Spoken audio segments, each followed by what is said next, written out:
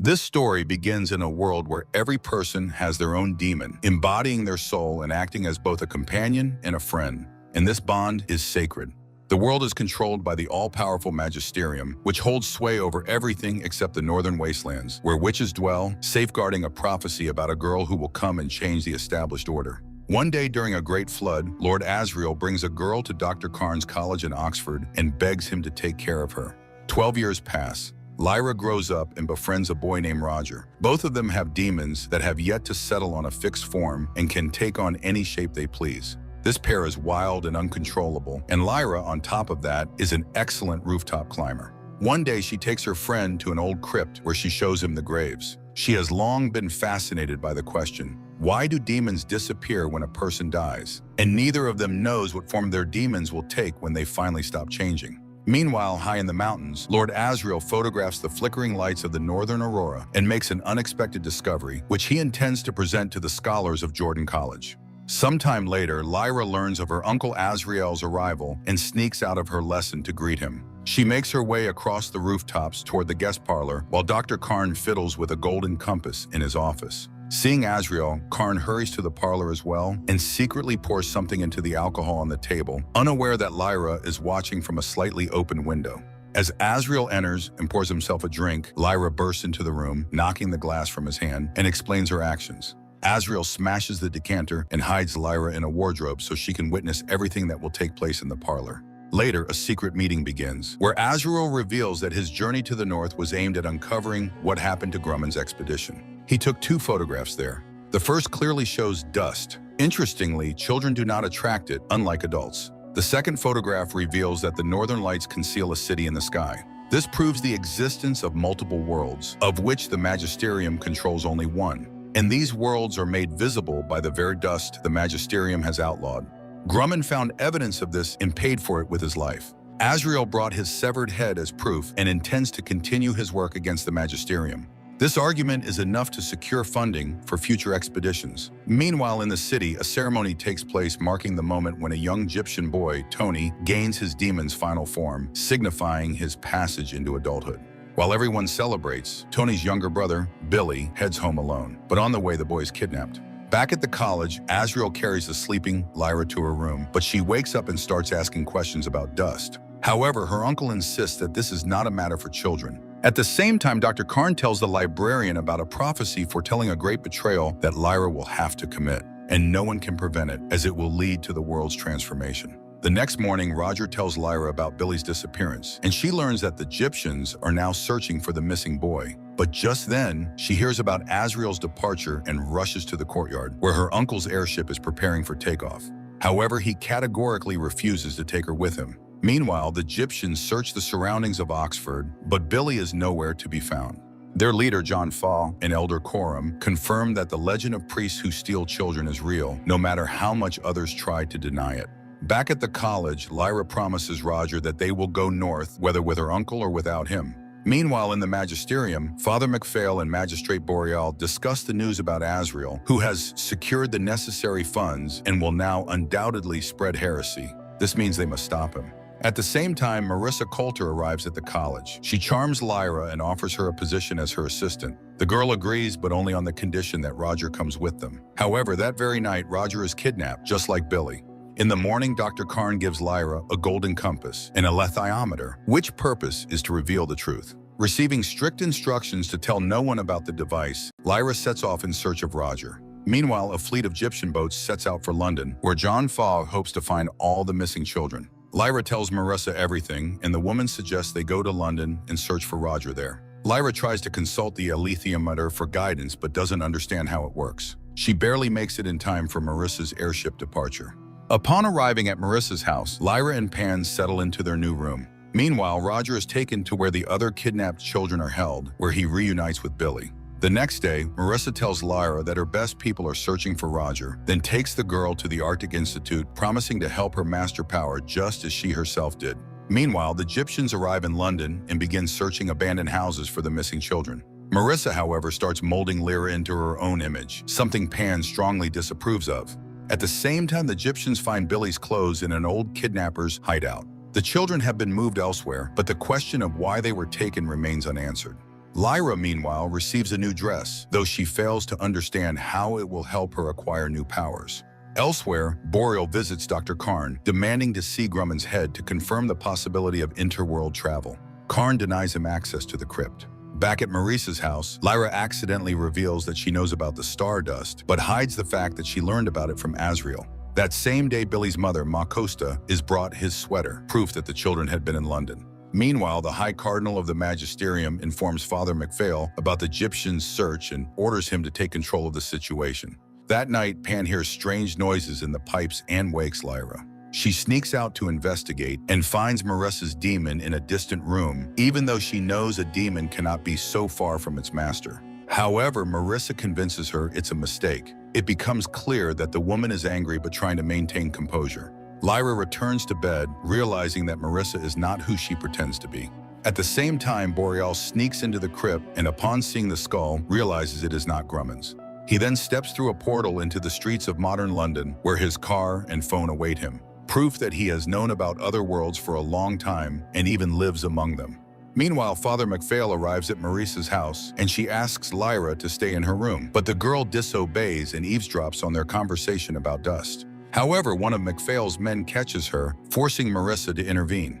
After the priests leave, Lyra decides to always carry the alethiometer with her and places it in her bag. Marissa notices this immediately. Irritated by Lyra's disobedience, she orders her demon to attack Pan, demanding that the girl behave. In her anger, she also lets slip that Azrael is, in fact, Lyra's father, not her uncle. For years, Lyra had believed that her parents died in an airship crash. This revelation stuns her, but when she asks about her mother, Marissa refuses to answer. Returning to her room, Lyra bombards the alethiometer with questions before throwing it aside in frustration when it gives no response. However, as she closes her eyes, the compass's needle begins to move. Meanwhile, Lord Boreal, now in our world, begins searching for Azrael, convinced that he might be there. Back at Marissa's house, she attempts to convince Lyra that Roger was never kidnapped and still lives at the college, having forgotten about her. This fails to sway the girl, who decides to uncover the truth. She searches the apartment, using the ventilation shafts to sneak into locked rooms. At the same time, Marissa visits the kidnapped children and announces that they will be going on a journey. Speaking with Billy and Roger, she forces them to write letters to their families, while Lyra sneaks into Marissa's office and finds documents about a sacrificial recruitment center.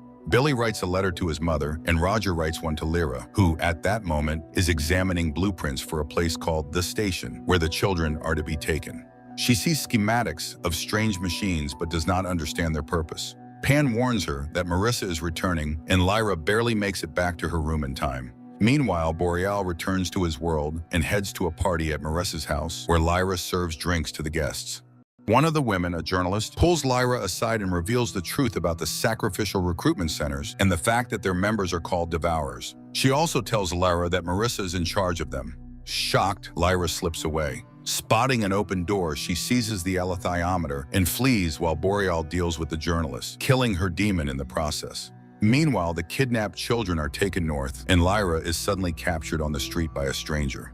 She is thrown into a van and taken somewhere, where she is met by none other than the Egyptian, Tony. Meanwhile, Marissa mobilizes the police in a full-scale search for the escaped Lyra. She storms into Jordan College and discovers the Book of Symbols, which helps in reading the forbidden alethiometers. The scholar is forced to confess that he gave the alethiometer to Lyra. At that very moment, Lyra is brought aboard the Egyptian ship. Tony explains that he and the others witnessed her abduction, fought off her captors, and even took a prisoner who might reveal where the kidnapped children are being held. John Foy offers Lyra his protection, but she is determined to find Roger. Meanwhile, the Magisterium learns that Lyra might be with the Egyptians and sends the police after them. Lyra changes into Egyptian clothing and resumes studying the alethiometer. Ma Costa shows her a few tricks and assures the girl that she is safe with them. Later, the Elder Quorum also reassures her and discusses the way demons change as a person matures. Meanwhile, Boreal crosses over to London, where his agent shows him a photograph of Grumman, who turns out to be John Perry, a former Marine who disappeared 13 years ago in Alaska. Boreal refuses to believe that Perry crossed over from this world, as the photograph clearly shows him with a demon, something that does not exist in this world. But what if a demon can be gained by crossing worlds? John Perry's sick wife and child are still here, which might help in tracking him down. Back with the Egyptians, Lyra tells them that she saw some kind of maps in Maurice's office, but the elder forbids her from going after the woman. Just then, an alarm sounds. Ma Costa hides Lyra in a secret compartment as the police search the ships but leave empty-handed. However, Lyra is convinced that she must leave. Ma Costa then reveals to her that she is the illegitimate daughter of Lady Marisa Coulter and that her father, Lord Asriel, lost his entire fortune after killing Marisa's husband. But he managed to steal his daughter and hide her at Jordan College. Meanwhile, Marisa sends out her spy beetles to track down Lyra. Boreal, on the other hand, gives his agent information on John Perry's family and orders him to find them. At the same time, John Fowle gathers the Egyptians and proposes a mission to the north to rescue the kidnapped children. Some object, but Lyra steps forward and declares that she now knows who her mother is, and she will not stop until she finds the missing children. Coram suggests sailing to Trollhättan to seek the protection of the witches who inhabit the north. As the Egyptians disperse, Lyra tells Tony where Marisa's papers are hidden, then returns to studying the alethiometer. This time, she notices the movement of its needles. Meanwhile, Tony and his friends sneak into Marisa's apartment through the elevator shaft. However, just as they find the documents, Marisa's demon spots them. Tony manages to escape through the window, but Marisa shoots his friend with a revolver and tortures his demon, trying to extract information about who sent them. To protect the Egyptians' plans, the boy throws himself into the open elevator shaft and dies, while Tony barely manages to escape. At the same time, Lyra shows her alethiometer to the Elder, but he insists that it takes years of study to use it properly. However, Lyra focuses her mind, sets the needles to the correct symbols, and discovers what happened. She rushes to Coram, but on the deck she is spotted by the spy beetles. Pan captures one, but the other escapes and flies toward Marisa. Just then, Tony returns and shows them a list of the kidnapped children. John Fowle orders the fleet to set course for Trollhättan. The aeronaut Lee Scoresby is also heading to Trollhättan, searching for his old acquaintance, the armored bear Iorek Bernison. At the same time, the Egyptians arrive in the city. Coram and Lyra visit the witch's consul, who agrees to send a message to Serafina Pekkala, the queen of the witches. He also reveals the horrifying truth: the kidnapped children are to undergo a procedure that will separate them from their demons. The consul is willing to aid the Egyptians, but only if Lyra proves her ability to read the alethiometer. To do so, she must find a vial among hundreds, which contains a cloud pine sprig from Serafina Pekkala. Lyra pinpoints it with precision and receives the sprig as a gift. Now she can summon the witch at any time. Before they leave, the consul advises them to seek the help of an armored bear who works in Trollhättan. Lyra and Coram set off in search of Iorek Bernison, but the bear refuses to go with them. Meanwhile, Marisa is summoned to the magisterium, where she is punished for the destruction of Jordan College and removed from leadership of the Sacrificial Council. However, she counters with a revelation. She controls the king of the Panzerbjorn, who, under her orders, has taken Asriel prisoner. Back in Trollhättan, Coram confesses to Lyra that he and Serafina once had a son, but the boy died. As a simple human, Coram could not remain with a witch. Meanwhile, Scoresby inquires about Iorek Bernison at a bar, but mentioning bears is unwelcome, and he gets badly beaten for it. Later, Scoresby and Lyra meet at the port and realize they are both interested in the same bear. That night, Serafina's demon visits Coram, confirming that the witch will aid them in any way she can and will guide them on the right path. At the same time, Scoresby finally finds Iorek, but even to him, the bear refuses to explain why he cannot leave Trollhättan. Determined to help, Scoresby visits the mayor's office, attempting to present a purchase document, claiming that he himself is the rightful owner of Iorek's confiscated armor. However, the mayor denies the claim, despite Scoresby's reminder that Iorek is no one's slave. The next morning, Lyra learns that Asriel has been captured by King Yofor, the bear who usurped Iorek's throne. As for Iorek, he cannot leave because his sky-forged armor is hidden in the city, taken from him by the authorities. Lyra goes to Scoresby and asks him to join their expedition. He explains that to Iorek. His armor is like a demon to a human. Without it, he is incomplete. Using the alethiometer, Lyra discovers the exact location of Iorek's sky iron armor and tells him where to find it. Iorek charges into the chapel, reclaims his armor, and dons it. The mayor and his police force open fire, but Iorek attacks them. Just in time, Lyra and Scoresby arrive and convince the bear not to seek revenge, urging him instead to join the Egyptian expedition. Lyra brings the aeronaut and the armored bear to John Fowle, and together they set off for the north, toward Bolvangar, as guided by Serafina's demon. Meanwhile, Marisa travels by airship to King Yofor. She offers him a baptism ritual in exchange for continuing to keep Asriel imprisoned and destroying Asriel's laboratory, where he was studying dust. Yofor is tempted by the idea of being the first bear to be accepted into the magisterium, and he agrees to Marisa's proposal. Meanwhile, Lyra and her friends continue their journey north, unaware that in another world, there is a boy whose fate is entwined with hers in the prophecy. Will Perry, an ordinary schoolboy from modern-day London, does not realize that his house has been under surveillance for some time. Boreal and his agent have discovered that the boy is the caretaker of his mother, Elaine, whose mental health has deteriorated since losing her husband. In Lyra's world, the Egyptian expedition heads toward the north, where Bolvangar holds the kidnapped children. Their path is guided by Seraphina's demon, Kaisa. Yorick Burnison helps pull the caravan, which also carries Scoresby's balloon, as birds watch from the skies above. Using the alethiometer, Lyra learns that the place they seek is guarded by an armed troop of Tartars. The alethiometer also warns her that something important lies in a nearby valley, a place she must go. However, the Egyptian leaders refuse to let her leave. Meanwhile, in the modern world, Boreal stops Elaine on the street and speaks to her. The woman is frightened by the stranger, who claims to be a friend of her husband, yet does not know that he has disappeared. At the same time, Will is at a boxing practice when Elaine suddenly arrives. One of the boys mocks her, prompting Will to knock him down. The coach breaks up the fight, but sympathizes with Will, urging him to go after his mother. Back in Lyra's world, she and Makosta speak with Kaisa, who reveals the existence of other worlds and explains that Azrael found a way to cross into another world, which is why the Magisterium hunts him and keeps him imprisoned on Svalbard. However, King Yofor is playing a double game. While keeping Azrael captive, he has allowed him to continue his research. Unexpectedly, Kaisa supports Lyra's decision to go to the valley. That night, Seraphina herself visits Coram, telling him that Azrael is preparing for war and that the thin boundary between worlds will soon disappear. The witch promises that Kaisa will continue guiding the Egyptians and that whatever her demon sees, she sees as well. The next morning, John Fao is much more agreeable. He even suggests that Lyra go to the valley and assigns Yurek to accompany her. Meanwhile, in the modern world, Elaine tells Will that he looks just like his father and that he too will follow in his footsteps. Will assumes this is just another of his mother's episodes. However, Elaine suddenly notices that the rug in their house has been moved. She rushes to check a folder hidden under the sewing machine, containing letters from her husband that she has never mentioned to Will. Back in Lyra's world, during a rest stop, Yorick tells Lyra that he was exiled from Svalbard for killing another bear. Meanwhile, Will attempts to secretly take the letters, but Elaine allows him to read them, yet he refuses. At the same time, Lyra and Yorick reach the valley and find Billy in a fishing hut, but his demon is gone. It is now clear why the alethiometer called him a ghost. He is a human without a soul. Still alive, Billy is brought back to camp, but he dies in his mother's arms. That night, a cat enters Elaine's house, and she notices that someone is watching their home.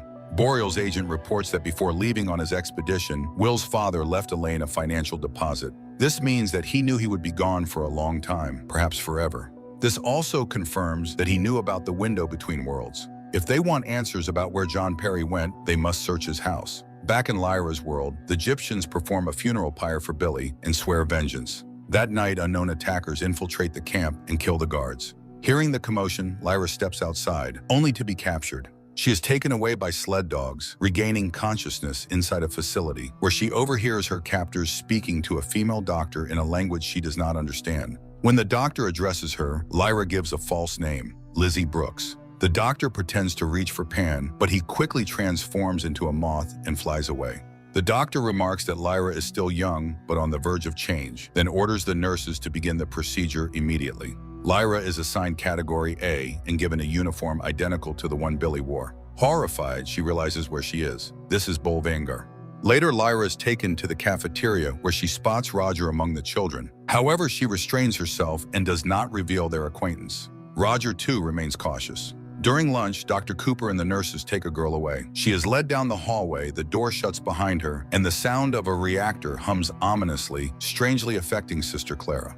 Later, Lyra is taken to the laboratory for scans and examinations. She questions the doctors about dust and demon separation, but Dr. Cooper insists that this is a research facility, not a slaughterhouse for children. To the doctor's dismay, a fire drill interrupts the procedures. The children are evacuated into the courtyard, where a roll call begins. Roger warns Lyra to keep a low profile, but she throws a snowball, sparking a full-blown snowball fight among the children. Amidst the chaos, Lyra and Roger search for an escape route, the one Billy used when he fled. They discover cages filled with demons separated from their children and a room where the severed children are kept. They manage to return unnoticed and blend back into the crowd. Meanwhile, the doctors discuss their work's progress and Marissa's upcoming visit. Dr. Cooper argues that even if some children die, their research will soon free entire generations from the tyranny of sin, something that will surely please the Magisterium. That night, Lyra sleeps in the girls' dormitory. In the modern world, Will stumbles upon a decade-old interview with his father, recorded just before his final expedition. In it, his father announces his journey and mentions letters he planned to send his family. But Will has no idea that Boreal's agents are surveilling their home. The next morning in Lyra's world, the girls hear the noise of Marissa's airship landing. The doctors escort Marissa to the laboratory, informing her that some children no longer die immediately after the procedure and can now live without their demons. Terrified, Lyra confesses to the girls that Marissa is her mother and that she plans to rescue them all with the help of the Egyptians, who are already on their way. For now, she hides under the bed, pulling herself up with her hands. When Marissa enters the dormitory, she senses the heightened tension in the room. Her golden monkey begins sniffing around beneath the beds, but finding nothing suspicious, she leaves. Lyra tells the children to be ready to dress quickly when she triggers the fire alarm. However, before she can act, she is summoned to the laboratory, where her demon is captured.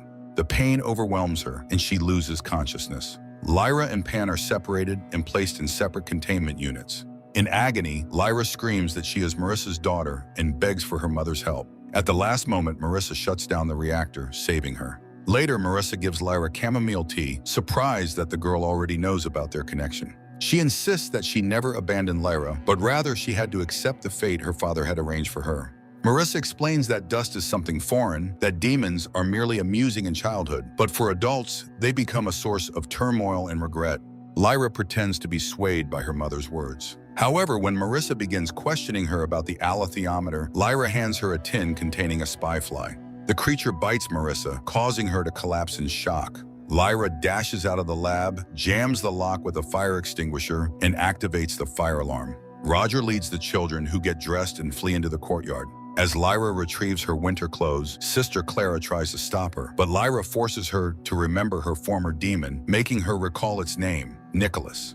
Overcome with emotion, Sister Clara lets her go. Meanwhile, Roger returns to rescue the severed children and struggles to convince them to follow him. Lyra then breaks into the reactor chamber, determined to destroy it forever. She recalls Dr. Cooper's words that an active reactor with open vents would explode, and puts this theory into practice. The explosion is successful.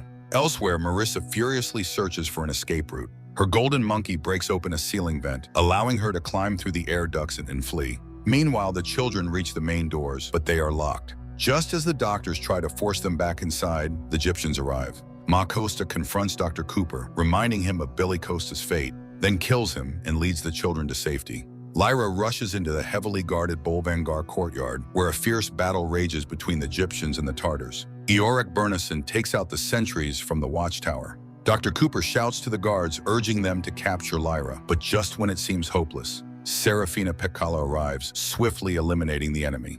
Watching from her hiding spot, Marissa realizes that the battle is lost, for now. The Egyptians gather the surviving children, including those severed from their demons, and load them into wagons to take them away. However, Lyra's mission is not over. She must rescue her father, Azrael, from the Panserbjorn's captivity.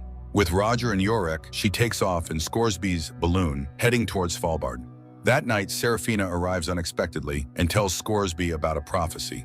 Lyra has a great destiny in saving the worlds. Scoresby agrees to be her protector. Meanwhile, John Fa worries about whether the orphaned children will be accepted by their families. But Ma Costa reassures him, if their families reject them, they will become Egyptians and stay together. Suddenly, the airship is attacked by strange flying creatures. Iorek calls them cliff ghasts. Lee opens fire with his revolver, but the creatures squeeze through every gap, rocking the balloon violently. In the chaos, Lyra is thrown over the edge and plummets downward. Lady Coulter, left behind in the ruins of Bolvangar, stares at the destroyed separator and screams in fury, revealing a strange stinger inside her mouth. Later, she notices one of the nurses who, in her altered state, believes this is the best place in the world. The nurse does not know where Lyra has escaped to, and in her rage, Marissa nearly kills her. Meanwhile, Lyra, having fallen from the balloon into the snow, regains consciousness and tries to find her friends. However, she is captured by an armored bear and brought to the palace in Svalbard, where she is thrown into a dungeon. Using the alethiometer, Lyra discovers that Yorick is close and hurrying to rescue her. Suddenly, another prisoner speaks to her. He reveals that Azrael was also imprisoned here, but he managed to curry favor with King Yofor, who then allowed him to return to his laboratory. The prisoner laughs at Lyra's belief that Yorick will come to save her. The bears will never let him near the palace. Lyra cannot escape unless she can conjure a demon for King Yofor, something the Bear King desperately desires. The next morning, Lyra demands to see King Yofor. She tricks him, claiming that she herself is Yorick's demon, created for him in Bovengar. Yofor is enraged. Marissa lied to him, never crafting a demon for him as promised. Lyra manipulates him further, stating that if Yofor fights Yorick in single combat, all of Yorick's strength and his demon's power will transfer to the victor. To convince Yofor, Lyra challenges him to ask her something only a demon would know. Yofor asks about the first creature he ever killed. Lyra hides behind a column, pulls out the alethiometer, and discovers that Yofor's first kill was his own father. Convinced, Yofor commands the bears to allow Yorick to approach, preparing for battle. Meanwhile, Boreal watches the same interview with John Perry that Will found, realizing that the key lies in the letters. He visits Elaine, taking advantage of her fragile mental state, and forces his way into her home. Boreal demands the letters, attempting to intimidate her by claiming to work for security services. However, Elaine demands a warrant for the search. At that moment, she catches a glimpse of a snake demon slipping beneath Boreal's collar and panics. Boreal pretends nothing is there, dismissing her as delusional. Yet, he is forced to retreat, ordering his men to retrieve the letters by any means necessary. Back in Svalbard, Yorick storms into this palace and Lyra informs him that she tricked Yofor into challenging him. The two bears face off in the throne hall. Yofor grabs Yorick by the throat and begins overpowering him. Lyra rushes to help Yorick, and Yofor suddenly realizes that she is a liar. She is no demon. Furious, he lunges at her, but in a final desperate attack, Yorick counters, protecting Lyra, and Yofor falls, defeated. Impressed by Lyra's cunning, Yorick gives her a new name, Lyra Silvertongue. From this moment on, Yorick is the rightful king of Svalbard. Meanwhile, Elaine rushes to Will's school and tells him about a man with a snake who claimed that his father is alive. However, Will refuses to believe her. Back in Svalbard, Yorick announces to his subjects that from now on, bears will live as bears, not as humans, free from tyranny. He takes Lyra to the place where Scoresby had dropped off Roger. Using the alethiometer, Lyra confirms that Scoresby is still alive, although his balloon is damaged. Meanwhile, the Magisterium assembles a military expedition against the bears, with Marissa joining them in fury over the latest news from Svalbard. Father Hugh demands Azriel's execution. In Will's world, he and Elaine return home, only to find the house ransacked. Someone had searched through everything. Elaine begs Will to keep the letters safe, and he takes her to a neighbor, asking him to look after her. At the same time in Svalbard, Scoresby examines his damaged balloon when Serafina Pekkala arrives. She promises her aid and returns his lost revolver. Scoresby realizes that Lyra will need his help again soon. Meanwhile, Yorick escorts Lyra and Roger to Lord Azriel's house. Will retrieves his father's letters, which Boreal's agents failed to find. Just then, the agents return to the house. Will hides, then suddenly lunges out, whipping one of them with his belt buckle. The agent loses balance, trips over a cat darting between his legs, and falls from the second floor. Realizing he has just killed a man, Will flees the house. Back in Svalbard, Lyra and Roger arrive at Azriel's residence, where they are greeted by his servant. However, Azriel's reaction stuns them. Instead of welcoming Lyra, he coldly states that he never called for her and orders her to leave immediately. But upon noticing Roger, Azriel's demeanor suddenly changes. He loses interest in Lyra, and his eyes light up at the sight of the boy. Later, Azriel's demon reminds him that they now have everything they need. The aurora is at its peak, and the child has come to them willingly. Lyra attempts to give him the alethiometer, but Azriel refuses to even look at what his daughter has brought him. She demands to know why he never acknowledged her as his daughter, but he cuts the conversation short, telling her to keep the alethiometer for herself. Meanwhile, aboard the Magisterium's airship, Father MacPhail reprimands Marissa. He reminds her that she was once a brilliant, respectable woman with a promising future, until she threw it all away for Azriel. Marissa retorts that he is simply envious of them both. At the Magisterium, Boreal uncovers new information. The alethiometer has pointed to a knife capable of cutting through the boundaries between worlds. This knife is said to be kept in the Tower of Angels and must be retrieved by Grumman's son. However, the Magisterium believes Grumman never had a son, but Boreal knows otherwise. Will Perry exists. He keeps this revelation to himself. That night, Roger confesses that he is afraid of Azriel, having noticed the strange way he looks at them. In modern-day Oxford, Boreal learns that Will has fled. He scolds his remaining agent, who turns out to be a police officer, and orders an official manhunt for the boy. At Azriel's house, Lyra suggests using the alethiometer to see what awaits them, but Roger refuses. He doesn't want to know his future. Instead, he thanks Lyra for changing his fate. That night, Azriel wakes Lyra and reveals the truth about dust.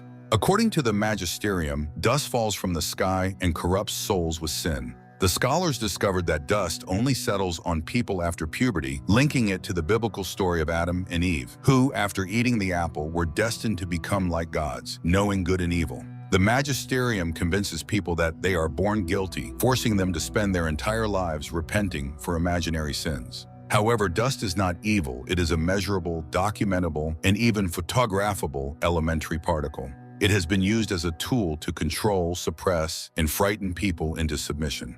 Lyra finally understands her mother's goal. By severing demons from their humans, she wants to keep souls free of sin. But the very thought of Pan being cut from her fills Lyra with horror. Azrael explains that demon separation creates a massive energy release. This is why understanding dust is the most crucial question in existence. He then shows Lyra a photograph of the Aurora, where another world is hidden beyond it. Azrael believes he can open a gateway to this world. The alethiometer too functions using dust.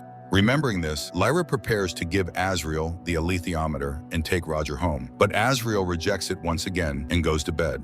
Lyra too falls asleep. She wakes to the sound of approaching airships. Azrael's servant warns that the magisterium is coming and they must flee. Only then does Lyra realize that Roger is missing. The servant is forced to confess Azrael has taken the boy. Desperate, Lyra calls for Yorick Burnison, who gathers a group of armored bears and races after Azrael's trail. Meanwhile, Marissa and her soldiers arrive at Azrael's house, only to be confronted by his armed servant. She engages him in conversation, reminding him how Azrael had treated them both. The servant hesitates to shoot her. Looking over Azrael's schematics, Marissa realizes that his calculations involve a demon separation process, one that would cause a massive energy surge. In Will's world, he wanders through the city, searching for shelter, but finds himself surrounded by police patrols. Meanwhile, the Magisterium's fleet catches up with Lyra and the bears, opening fire. The armored bears fight back, while Yorick speeds Lyra toward the mountain. At the summit, Azrael brings Roger to the highest peak, the boy unaware of the danger ahead. He believes that Azrael has planned some kind of surprise for Lyra. But suddenly, Azrael seizes him and locks him in a cage. Roger finally realizes the horror of what is happening. This is exactly what happened at Bolvangar. He begs Azrael not to do this, but the man coldly states. At the summit, she spots Roger. With her last strength, she climbs the icy slope and reaches the cage. At that moment, Azrael drops the guillotine between Roger and his demon. Lyra is seconds away from reaching them, but a sudden explosion hurls her backward. Azrael's experiment succeeds. The barrier between worlds is shattered, opening a portal to another universe. Marissa arrives just in time to witness it. Azrael points to the sun of another world. He invites Marissa to join him, saying that together they can overthrow the authority and rebuild life from the ground up. But Marissa refuses. This is his journey, not hers. Her place is with their daughter.